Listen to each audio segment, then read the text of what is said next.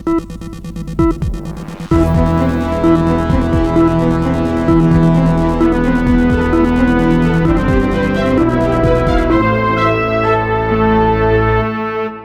में विधानसभा चुनाव के करीब आते ही मुख्यमंत्री हिमंत बिस्वा शर्मा अक्सर विवादों में कुछ न कुछ कारण बनते रहे हैं, लेकिन इस बार मामला सोशल मीडिया पर वायरल हुए एक पॉइंट ब्लैंक शॉट वीडियो के कारण तेजी से राजनीतिक टकराव में बदल गया है। ये वीडियो भाजपा की असम इकाई के आधिकारिक एक्स हैंडल पर पोस्ट किया गया था, जिसमें शर्मा की एक छवि दिखाई गई थी जिसमें वे राइफल लिए हुए हैं और एलिजेडली दो व्यक्तियों को निशाना बनाते दिख रहे हैं, जिनके सिर पर स्कल कैप और दाढ़ी थी, जो भारत में आमतौर पर मुस्लिम पहचान के प्रतीक माने जाते हैं। वीडियो में पॉइंट ब्लैंक शॉट जैसा कैप्शन लगाया गया था और कुछ हिस्सों में अंग्रेजी और स्थानीय भाषा में no mercy, foreigner free Assam आदि जैसे वाक्य भी दिखाए गए।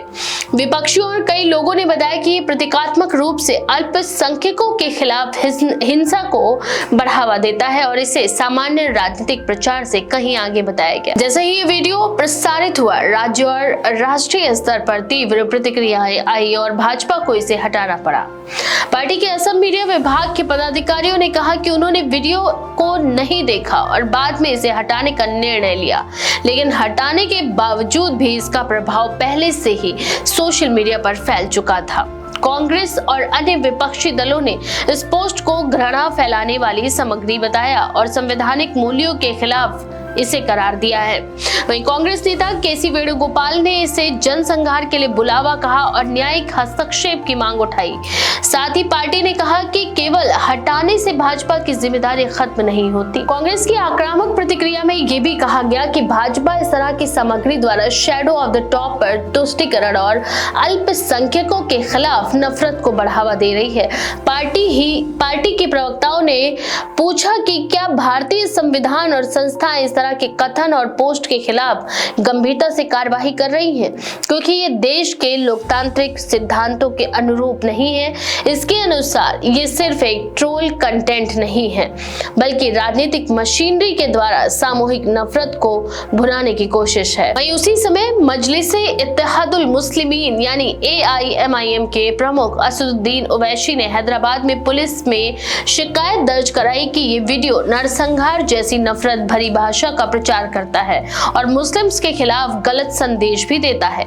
ओवैसी ने दावा किया कि वीडियो को हटाने के बाद भी वह सोशल मीडिया पर घूम रहा है और इस तरह का कंटेंट धार्मिक भावनाओं को भड़काता है, इसीलिए उसकी जांच और कानूनी कार्यवाही की जानी चाहिए। उन्होंने पुलिस कमिश्नर से आपराधिक कार्यवाही की मांग की और कहा कि इस तरह का हेट स्पीच संविधान के खिलाफ है। वीडियो को हटाने के पीछे एक अहम कारण ये भी बताया जा रहा है कि बीजेपी खुद चुनावी माहौल में अधिक व्यापक आलोचना से बचना चाहती थी। असम में सीएम हिमंत बिस्वा शर्मा पहले से ही मियां मुस्लिम जैसे विवादित बयानों के कारण सुर्खियों में रहे हैं और SC में याचिका भी दायर हो चुकी है, जिसमें इस तरह के बयान और प्रचार को रोकने के निर्देश की मांग उठाई गई थी। इसी पृष्ठभूमि के बीच ये वीडियो वायरल हुआ तो विपक्ष एवं न्यायिक प्रक्रिया दोनों से तीखी मांगे और आलोचनाएं सामने आई। राजनीतिक मायने बहुत व्यापक हैं। ये वीडियो और उसके हटाए जाने की प्रतिक्रिया ने असम की राजनीतिक योजना और धर्म आधारित राजनीति की रणनीतियों को राष्ट्रीय स्तर पर फिर से चर्चाओं में ला खड़ा किया है।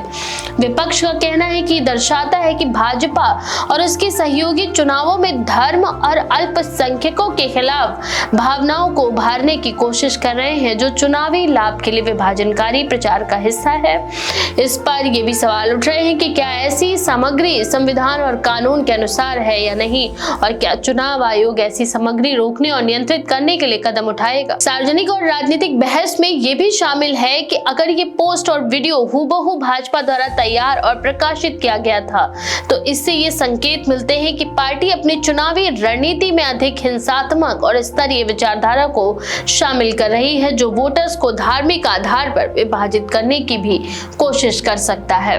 भाजपा ने इसे हटाने का निर्णय लिया, जिससे ये साफ लगता है कि पार्टी को कुछ हद तक आलोचना का डर था और उन्हें अपने प्रचार को नियंत्रित करने की जरूरत भी महसूस हुई। हालांकि पार्टी ने आधिकारिक तौर पर यह नहीं कहा कि वे किन कारणों के चलते पोस्ट हटाई, लेकिन विरोध और शिकायतें इसे हटाने के पीछे मुख्य दबाव बने हैं। पूरे ही विवाद ने असम में चुनावी माहौल को और भी गर्म कर दिया है और राजनीतिक दलों के बीच शब्दों के युद्ध और आरोप प्रत्यारोप की राजनीति को भी आगे बढ़ाया गया है।